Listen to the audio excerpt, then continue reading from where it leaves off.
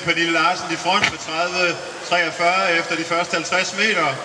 Og på andenpladsen har vi Marie Sø Beit fra Thisted. På tredjepladsen har vi Josefine Møller fra Oslo.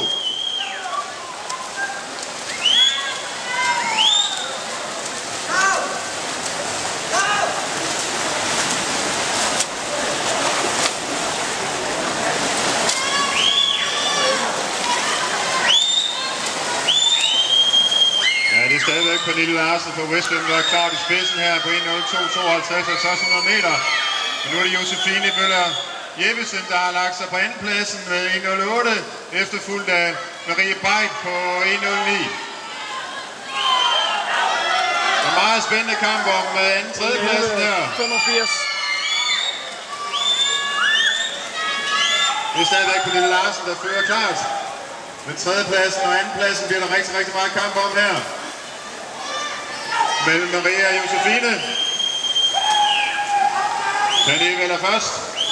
Lad os se, jeg tror det er Josefine, der har sat sig lidt i front her. Vi mangler 50 meter.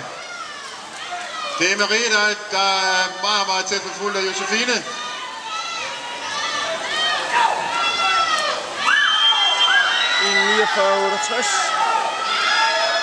Lad os se, hvem har de fleste kræfter til sidst. Det er i hvert fald en sikker sejr til bane 4 for Pernille Larsen fra Westfim. Men lad os se, hvad der sker på anden tredjepladsen. Jeg tror, Marie... Ja, det er en klar sikker sejr til Pernille Larsen fra Westfim. 2.08.68. Men lad os se, hvad der sker. Jeg tror, bane 3. Marie Sø har trukket lidt fra Josefine.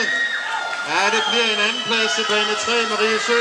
2.20.31. Og en tredjeplads til Josefine Møller Jeppesen fra OSK på 2.21.06.